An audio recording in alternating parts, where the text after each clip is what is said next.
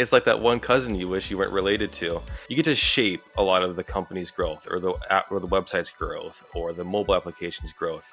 You can quite literally shape what APIs it has available. But when you're working with AppSec for for a web app, you're stuck with there. Like for me, 2 years I'm working with that website, and it's never going away. Whack-a-mole moments, because they'll always pop up, and you always need to whack them back down. AppSec forced my view of cybersecurity to be much more holistic. Hi, I'm Kyser Clark, and welcome to The Hacker's Cache, the show that decrypts the secrets of offensive security one bite at a time.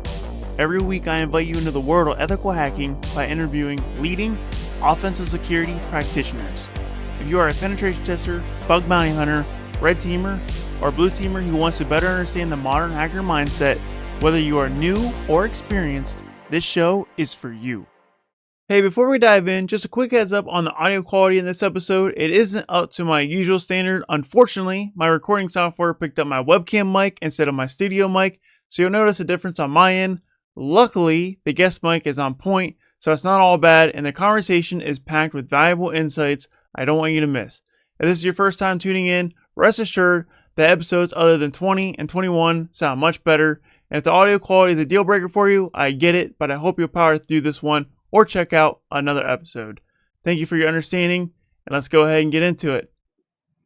Hello. Welcome to the Hacker's Cache. My name is Kyser Clark. I have over 6 years experience in the cybersecurity field, and I currently work as a full-time penetration tester. Today, I have Jonathon Fuller, who has over 7 years experience in the field. He started as an IT systems analyst consultant, did that for about 2 years. Then he moved into network operations technician for almost a year and a half.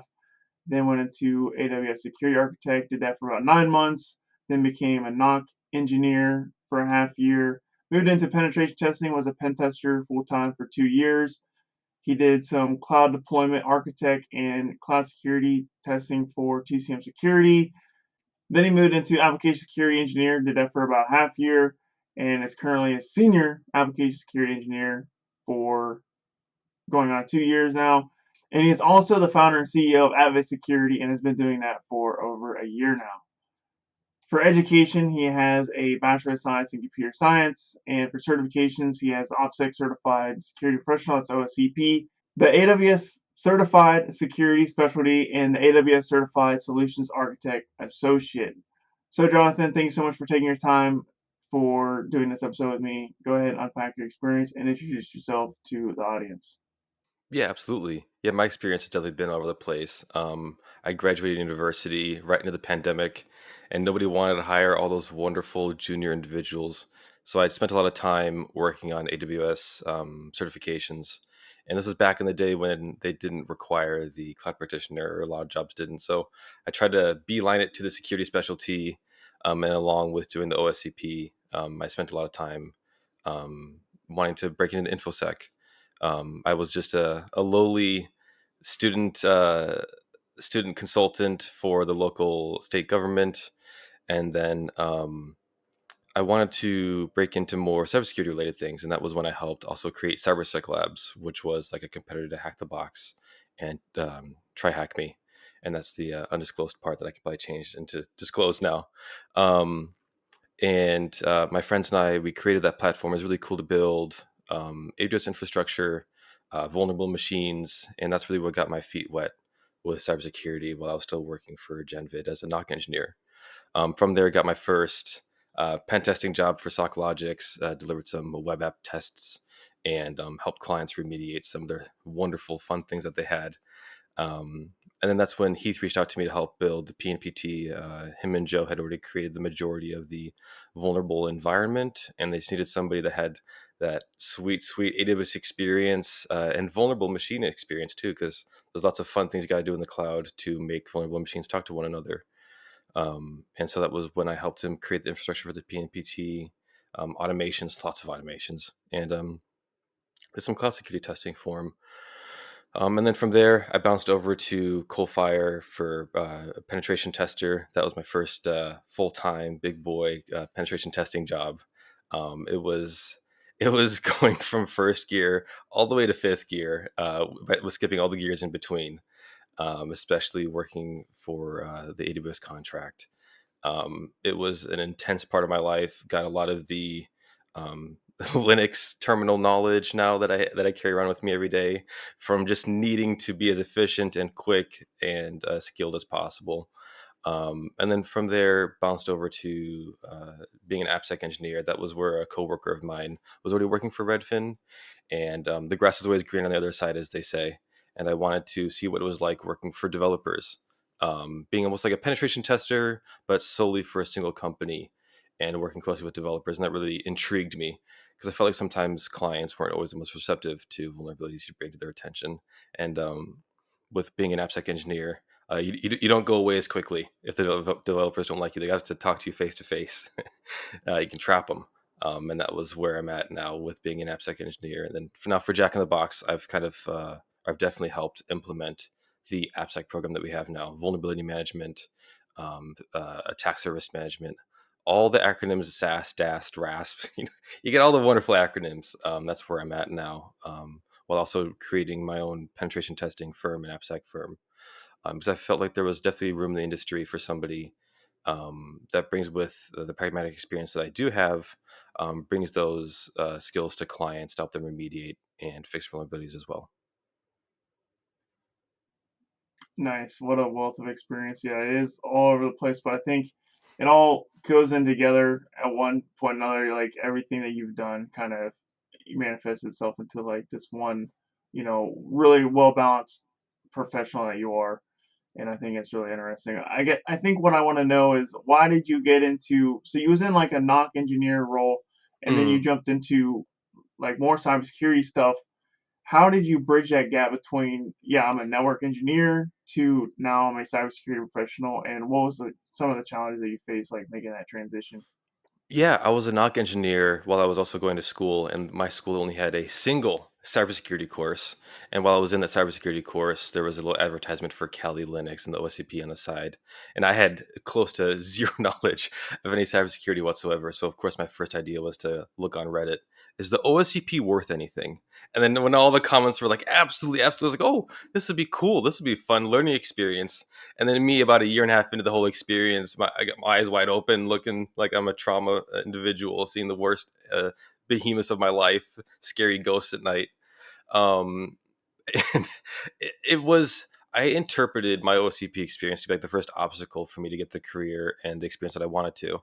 And even though I got beat down more than twice or three times, I kept looking at it that, hey, it's okay if I fail. It's because I didn't have all the tools. I didn't even know of all the tools that were available to me. I was trying to learn the skills needed to pass the OSCP. And that experience led me through learning about home lab, learning about virtualization, learning about Linux, learning about everything that I didn't want to know about Windows. And I was able to tie those things together along with the network experience that I had been gaining as a knock engineer, especially automation. And I think those things altogether helped me prepare for my cybersecurity career, and to um, be lucky enough to be employed in the cybersecurity industry. Great to know. Hey, I wanted to tell you about my new Cybersecurity Insider List, where you get raw, unfiltered cybersecurity advice, tips, and hot takes, plus exclusive first looks at my content delivered directly to your inbox every single week. No fluff or spam, just valuable content. Head over to kyserclark.com/newsletter and level up your cybersecurity knowledge today. Once again, that's kyserclark.com/newsletter. There's also a link in the description. All right, now back to the show. So let's go ahead and get into our rapid fire questions. Jonathan, are you ready for the rapid fire round? As brave as I'm going to be. It's a low threat. Don't overthink them. Just spit them out as fast as you can. And first thing comes to your mind. It doesn't even need to be right. Just first thing you Oh think about, no. just say it. Strawberries. How many arcs does it have? All right, audience. For those who don't know, for those who are new to the show, Jonathan will have 30 seconds to answer 5 questions. If he answers all 5 questions in 30 seconds, he will get a bonus 6 question that is unrelated to cybersecurity, and his time is going to start as soon as I stop asking the first question. Kind of like Family Feud, Fast Money. It's very similar to that, except there's no there's nobody else, and there's no audience. There's no money. Yeah, there's no money. That's all I want to say. All right, so let's go ahead and get started. On a scale from 1 to 10, how useful are security audits? 7. Have you ever collaborated with law enforcement on a case? No. What color font is your terminal? Uh, White with a little bit of blue. Most unique device you've ever hacked? Uh, Dell PowerEdge server. Favorite capture the flag event? Don't have one. We're just over 30 seconds, unfortunately. Okay. So, no bonus question this time, but you were almost there. You got 31.52. So, Okay. It's because of the yeah, CTF trauma. yeah, CTF trauma. There's a lot of events out there, and especially if you're not super active in CTFs. Well, it was like favorite, right? Because favorite has to be a good thing. It's like Yeah, it's all just trauma. A lot of it. yeah. I mean, that's a good point to make. You know, if you don't have a favorite because you don't think it's worth pursuing, then that's actually worth talking about. So, is that Oh how you no. feel about the CTFs? I definitely enjoy CTFs. I think that they have something to offer. I just don't know if any events in general reached the point of where I thought the entire thing was like, yeah, I should do all the tasks, should do all of the boxes, and I'll learn something. I definitely think there's little nuggets here and there, especially because vulnerable machines and CTFs are so difficult to create. I've been on the opposite side of the coin. But a lot of CTF events nowadays um, are just really like I see some of the most recent Hack the Box machines, and they just teach the most wild things that I've ever seen in my life. I think the most traumatizing one that I've seen was I had to, of course, pass cryptography for my degree, and I remember one machine I saw AppSec walking through it, trying to find the RSA prime number, and that flashed so much trauma through my mind, and it gently reminded me of why I don't do all the modern hack the box machines. And that I think that also says a lot about CTFs in general. Of course, there are some good ones, right? I like having the hands-on experience when it comes to IoT devices, smaller devices. Physical CTFs are actually really cool, even lock-picking ones. But when it comes to virtual CTFs, and especially cryptography ones, I will be walking in the opposite direction. Yeah, I totally agree with you when it comes to cryptography. Like, there's like 7 layers of encoding that you have to decode, and it's like, man, why am I doing this? And it was in the picture the And whole time, right? Steganography. It's like, yeah, why was it in the? steganography. Yeah, I'm like, man, this is definitely CTFE, and like, it is frustrating for sure to Hmm. run across that. Hmm. So let's go ahead and dive into our main discussion. And the first thing I want to talk about. So, as the founder and CEO of Advict Security, can you tell Hmm. me what Advict Security is and what it does? So you said something. You said pen testing and AppSec consulting. Is there more than that, or is that really like the cusp of what it is?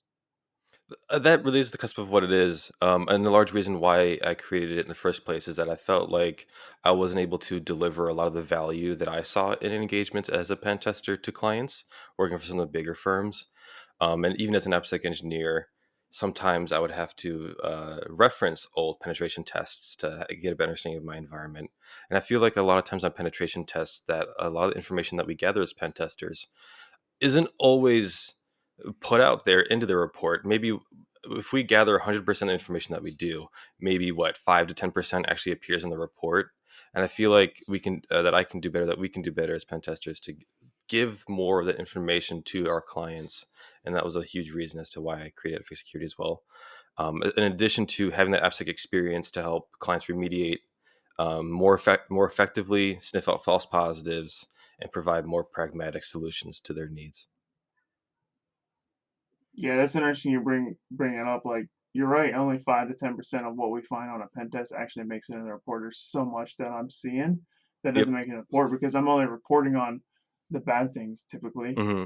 And I Yeah. mean, I might write a few notes about why this is good, but overall, like, the pen test report is mostly like a list of dirty laundry, and it's not everything, and like there's some things that you see in a pen test and you're like, this doesn't seem like it's a vulnerability. I can't exploit this. I don't see how this would help an attacker break into the network, and you just don't put it in a report.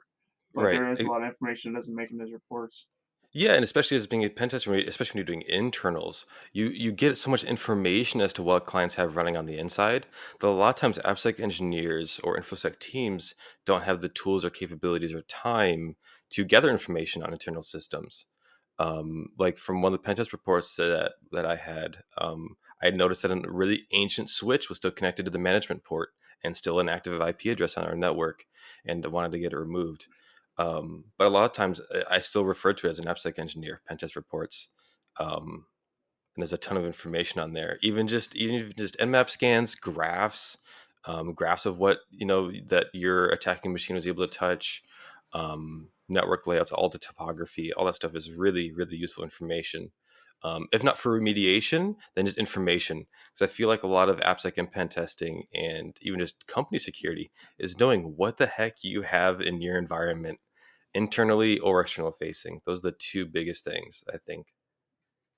Right. Yeah. Asset management's one of the biggest challenges in IT, and being able to expose devices that they didn't know about in a Yep. network is could be very beneficial for sure. Hmm. Yeah, and I So think how do that you Shodan helps. go ahead? I was gonna say, and I think that Shodan helps quite a bit with that.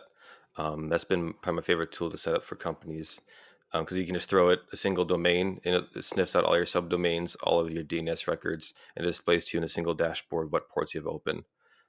And it's helped find a lot of stuff that a lot of companies that I've worked for didn't even know that they had. Um, so I think that's a super useful tool. Yeah, for sure. So how do you split time between your day job and your own company? Yeah, so the day job, straight up 9 to 5, and because my wife also helps works with the company with me, and she also has a full time job. So that's a after dinner and as patience allows seems to be going right now, especially with how busy everything is. And then the weekends too. A lot of time is devoted to Advict Security, growing it. A lot of it needs to be worked on in terms of media presence, thought leadership, and attending events and those kinds of things. That's really where I want to take it. And do you plan on making that like your full time thing? Like, do you plan on leaving your current employer? If you can talk about that. If not, then we can just skip over. But do Yeah, you plan on making that your full time gig going forward? yeah. Eventually, I would love to make Advict Security my full time job. Um, Once the revenue supports me being able to work on it full time. But right now, I got to put the bread on the table. And I love working for my current employer. I really do enjoy my job. I can't say that I would have said that for a lot of the other previous employees that I worked for, but I'm very thankful to be where I am now. Um, but always just wanted to get back into pen testing and offer that additional little bit of information for clients. And with all that wonderful AppSec experience I have now too, being able to help clients remediate too. Because my wife family has other small businesses, and I see that a lot of times it comes down to they just need help with PCI. They just need help with setting up email servers. They need help with, wait, I didn't know that that was publicly facing. Just stuff like that. Being able to help companies with that is really rewarding. Yeah, for sure. Just I always tell myself like we're out here protecting organizations which ultimately are comprised of people, and those organizations have customers. So when you're out there, consulting with companies, what you're really doing is you're securing the internet, you're making the internet a safer place, and that trickles down to all of humanity really, because everybody's using these apps. I don't want to mention like specific names, but I've definitely worked on applications that people that I know use in their personal Hmm. lives, like, you know what I'm saying? So being able to actually secure applications that are providing real value to people that I know, you know, that gives me uh, a purpose of what I'm doing. Yep. And my wife's family is all in the medical field. So if any of their stuff gets down or they can't charge credit cards, things go south real fast, real fast. Yeah. So, what advice can you give to anyone wanting to start their own cybersecurity venture? what is one thing that you wish you knew before you started? Yeah, there's quite a few good talks about cybersecurity in general and starting companies, but there's only very few that talk about them together. And I feel like the most useful piece of advice that I've learned doing so is that you want to find a need or an itch that itches so bad that you want to scratch it in terms of the needs in the cybersecurity industry. And once you need to scratch the itch so bad that it just takes over quite a bit of your thoughts, that's when you know you've got something good on your hands. And for me, that is to do with pen testing and AppSec. And that's when you know you've got something good in your hands in terms of a company to create or a product to create. Because of the course, there's a service side to cybersecurity and there's the product side, and we're sticking to the service side currently. Um, and that's when you got something to really chase down and blow away weekends for. Yeah, I haven't started my own company, but I have heard, when starting your own company, it takes a lot of time and effort, and it's not 9 to 5. You need to put 80 to 100 hours a week into it if you want it to You have be to even really somewhat believe. successful. Yeah. So yeah, definitely hats off to you, and good luck with your company and your entrepreneurial endeavors going forward, because um, that definitely is a challenging but also rewarding experience. So I'm interested in following your journey and seeing how that works out for you. Yeah. Thank you. So moving on to your AppSec experience, and so you kind of talked about why you went in from pen testing to AppSec. Can you explain the differences between pen testing and application security, and why someone might want to make that jump, and why it would make sense to do that? Yeah, I'll give it the most scuffed terminology and Jonathanisms that I possibly can. I view pen testing in just being able to, you're usually given an external and internal environment by a client. You test it, obviously, and you deliver a report. The difference between that and what we do for AppSec is that with AppSec, you're working a lot more with SaaS tools like Sneak, Showed and Tenable, to do a lot of the automation that you would do in a manual test. You're doing it very often, and you're constantly getting reports. You're having to sniff through a lot of information that you then need to deliver to the development teams or the infrastructure teams or the deployment teams. And then when it comes to what you would do for a normal report, you're having to do that much more often, especially if your AppSec team is delivering metrics, right? Because the metrics are what everybody cares about. The numbers, our vulnerabilities going down, is our threats going down, is our logging increasing, going down, are our costs going up or down? I'm doing a lot more with that. And I think what really allured me to migrate from pen testing to AppSec was being able to have a more personal relationship with what I'm securing.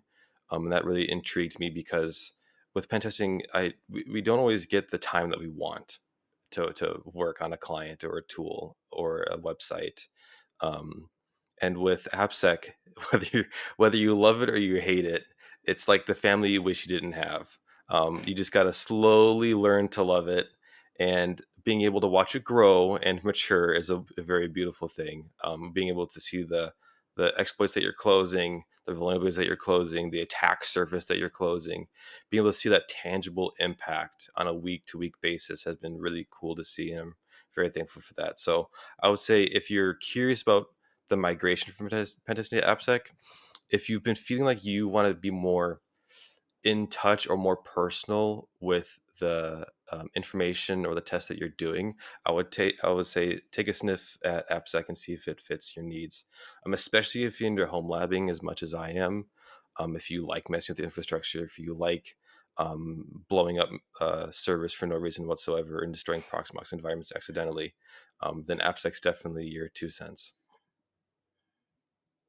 So with AppSec, are you doing like mobile apps, web applications as Yeah, well? And like, how is it different? How is application security different from like a web application pen test or like a mobile pen test?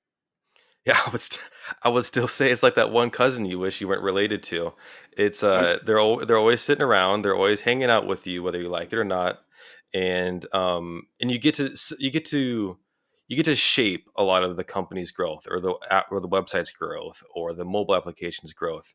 You can quite literally shape what APIs it has available, assuming, of course, that you work closely with the developers and they like you.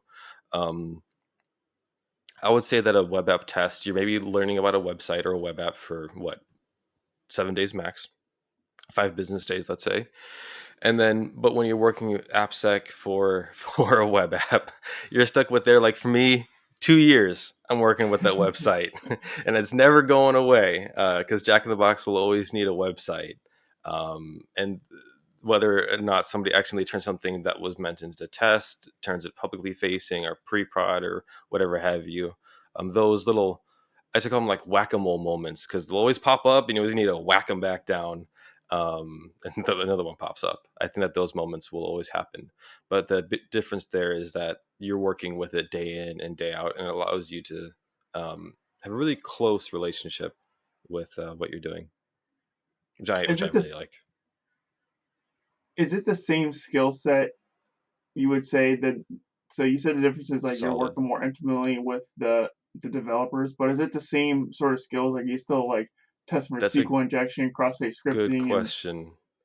That's a solid question. I would say, I was gonna say a Venn diagram is probably a horrible way to say it, but I would say about 90% of pen testing skills would cross over very well into AppSec.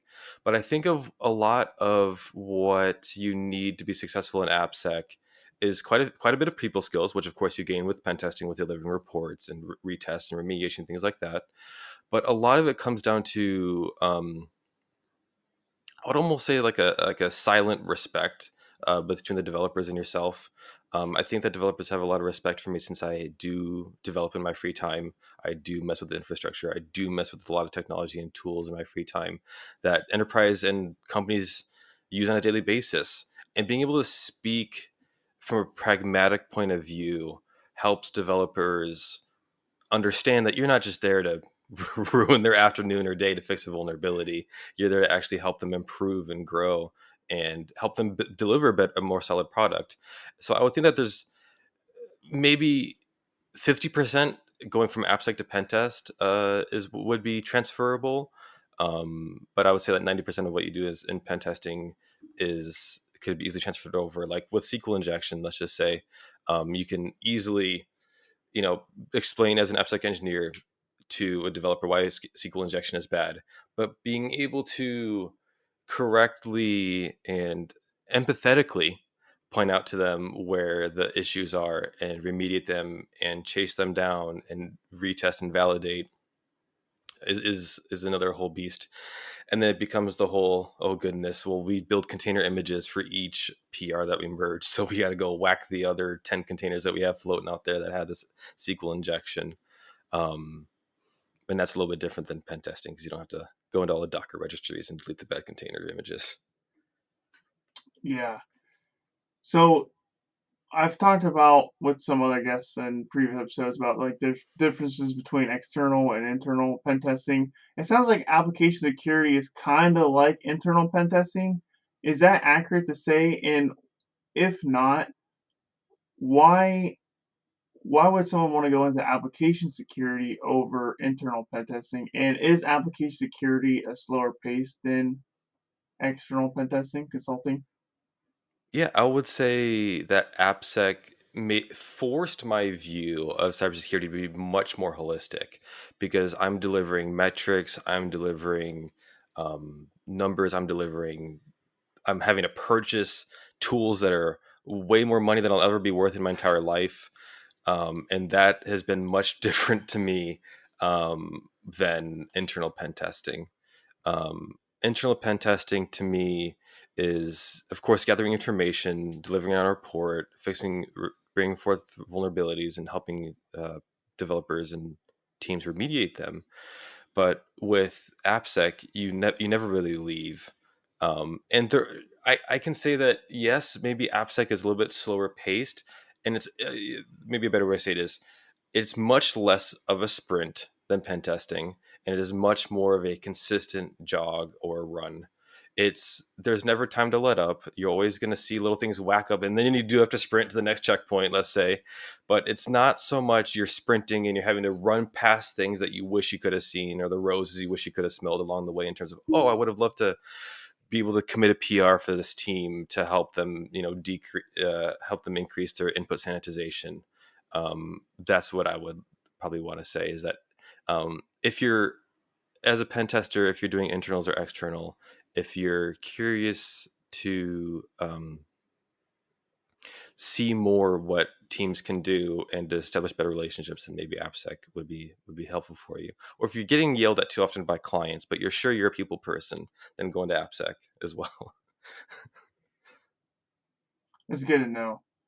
So I'm gonna shift gears a little bit. So you highlighted a little bit on how you contributed to the PNPT Hmm. course and exam, and you said that they already had like the vulnerable environment. And from my understanding, what you said like you had to put it up in the cloud and like automate it. So like I'm assuming like so people can like hey start the exam and then they get this exam built. Can you explain what that process was, what challenges you face, and kind of how hard was it to do that? And like I just want to know like as much as you can tell me like how that process was building that out. Yeah, yeah. So Heath had already put together a wonderful Google Jamboard or Scala draw of what he wanted done in terms of the lab environment. And then he messaged me on Discord. He's like, "Wait, you do Python, right?" And I said, "Yeah, I do." And that started the whole snowball turning down into a gigantic snowball at the bottom of the mountain. And what it really, a lot of the challenges that I ran into, or challenges we ran into at CyberSec Labs as well, was automation for when students need to spin up or spin down their environment.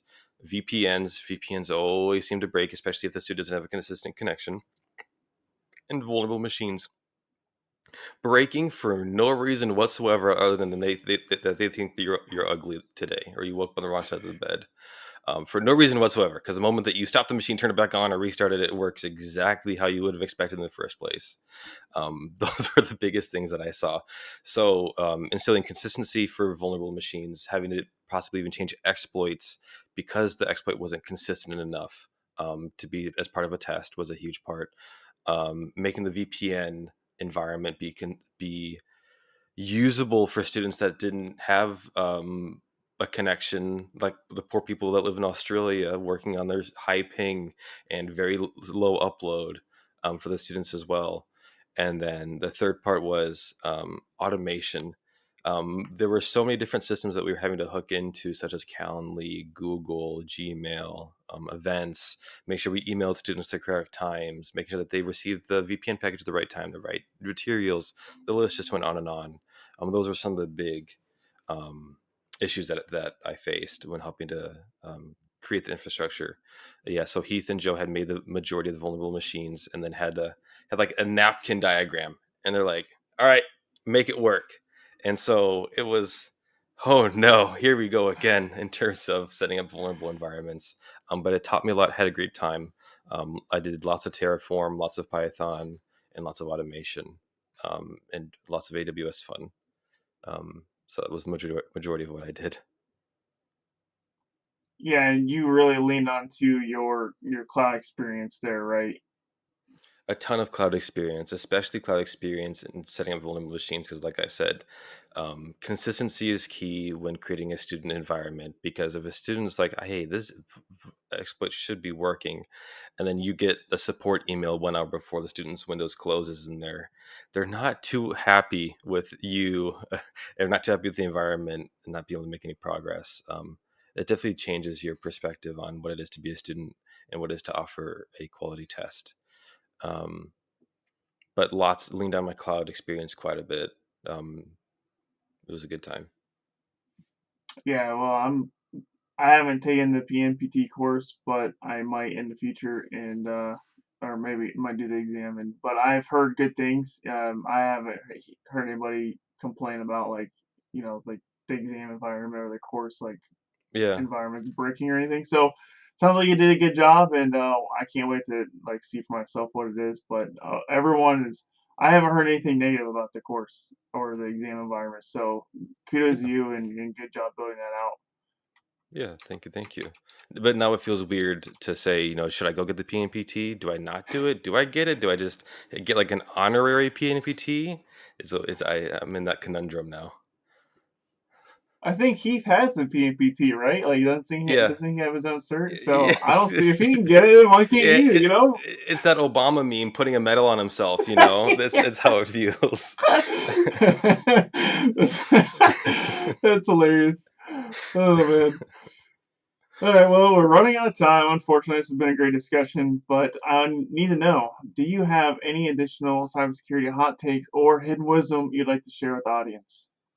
There were two things, and I put them both right here. I would say that if you're looking for lab tech, these Lenovo ThinkStation Minis that are like $150, they come with like 16 gigabytes of RAM, have a Core i5 8th gen, like $100, come with everything you need to get a lab started. Super cheap, and they're not Raspberry Pis that die every 5 minutes on ARM architecture. Great thing to do, and they have a PCI slot. Another thing is that framework laptops are great. I've had both the laptops that I've used for pen testing and work and school and fun expand and die on me. So I finally migrated to framework, and I'm super happy with a machine that I can fix and repair myself. And I think that there's a lot of value in pen testing, being able to break apart the very tools that you use every single day. But in terms of spicy hot takes, I think I delivered everything when I was talking about delivering more information to clients for Advict Security. Um, but I think that was it. Yeah, that's good to know about those. Where can they get those machines at? Like, where can we buy those? Where's a Yeah, good place to purchase those? tech eBay has been the best thing in my life and the worst thing for my wallet. And my wife wants to kill me now. So I'll send you some links and some queries to use to find these machines. They're not too bad, but if you're looking for another big thing is if you want a server rack. The IKEA has a table called LAC, and it just so happens that it is the perfect width of a server. So people make what they call LAC racks. And if you want to get started in home labbing and building your own vulnerable environment, LAC racks and old Dell PowerEdge servers are a great place to go. So I'll share some queries with you. You can send it to the audience. Great. Yeah, we'll put those in the show notes. All right, Jonathan. Well, thank you so much for your insights and expertise. It has been a lot of value here, and I appreciate you sharing all your wisdom with me. I definitely learned a lot. I had a lot of questions about AppSec because it's something that I haven't really got into or even really considered. So it's nice to know like some more opportunities out there for red teaming and cybersecurity professionals. So thank you so much for providing that. Where can the audience get a hold of you if they want to get in touch with you? Yeah, LinkedIn is a great place to be, and then I'm also available over email at john@johnfuller.io. And there's no H in John, as my mother always told me. So Jon@jonfuller.io is another place to get me. And audience, the best place to get a hold of me is LinkedIn as well and my website, kyserclark.com. Thank you so much for watching. Thanks for hanging out. If you got value out of this recording, please hit the like button if you're watching on YouTube, subscribe to the YouTube channel, and if you're on Spotify or Apple Podcasts, do me a favor and review the show. My preference is 5 stars, but if you think it deserves 4 stars, then that's okay too. Rate it what you feel is necessary. Six But stars. if that's possible, 6 stars would be also preferred. But yeah, if you want to support the show, reviewing it on Apple Podcasts and Spotify would help the show the most right now. And once again, thank you so much for watching. Thanks for hanging out. And this is Kyser signing off. Awesome. Thank you so much.